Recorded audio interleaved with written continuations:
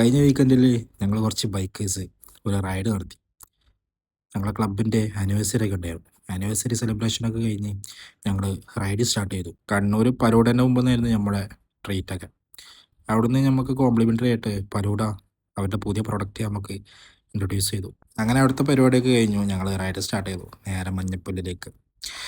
അപ്പോൾ അവിടുത്തെ ടിക്കറ്റൊക്കെ എടുത്തു. എല്ലാവരും നടക്കാൻ തുടങ്ങി. ഏകദേശം 3 കിലോമീറ്ററോളം ട്രക്ക് ചെയ്യാണ്ട് കുത്തനെയുള്ള കയറ്റാണ്. മലേൻ്റെ മുകളിൽ കയറണം. അപ്പോൾ ഞങ്ങളെ കൂട്ടത്തിൽ കുറേ പ്രായമുള്ള ആൾക്കാരുണ്ട്, നമ്മളെക്കാളും പ്രായമുള്ള ആൾക്കാരൊക്കെ ഉണ്ട്. പോണ വഴിക്ക് തന്നെ ഇഷ്ടംപോലെ കോടയും കാര്യങ്ങളൊക്കെ കാണാൻ പറ്റി. പിന്നെ അട്ടശല്യം ഉണ്ടായിരുന്നു, നല്ല അട്ടകടിയും കിട്ടി. പിന്നെ അത്യാവശ്യം നല്ല മഴയും പെയ്തു. ആ മഴയെ ആസ്വദിച്ചു.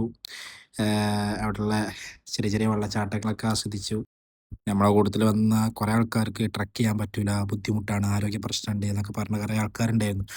അവരൊക്കെ ഈ ഒരു മല മൊത്തത്തിൽ കയറി അത്രയും ആസ്വദിച്ച് കയറി അവരൊക്കെ അവിടെ മുകളിലെത്തിയപ്പം ആ ഒരു വ്യൂ കാര്യങ്ങളൊക്കെ കണ്ടപ്പം ലൈഫിൽ ആദ്യമായിട്ടാണ് ഇങ്ങനെ സംഭവങ്ങൾ കാണുന്നതെന്നൊക്കെ പറഞ്ഞപ്പോൾ നമ്മുടെ ഉള്ളിൽ ഭയങ്കര ഒരു ഹാപ്പിനെസ് കിട്ടി.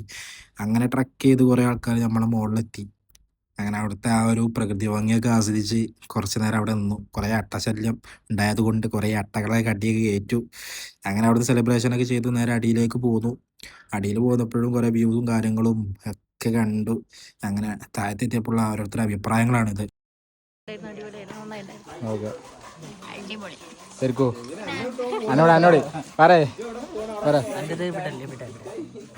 ആട്ടാ പോലെ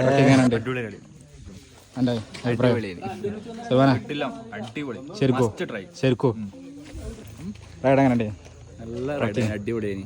നല്ല ക്ലൈമറ്റ് സെറ്റ്. എന്നാ പറയാ എനിക്കൊന്നും വരാണ്ടി അറിയില്ലേ? നടന്നും കെട്ടി ഉപ്പാടളി അടിപൊളി സാധനം.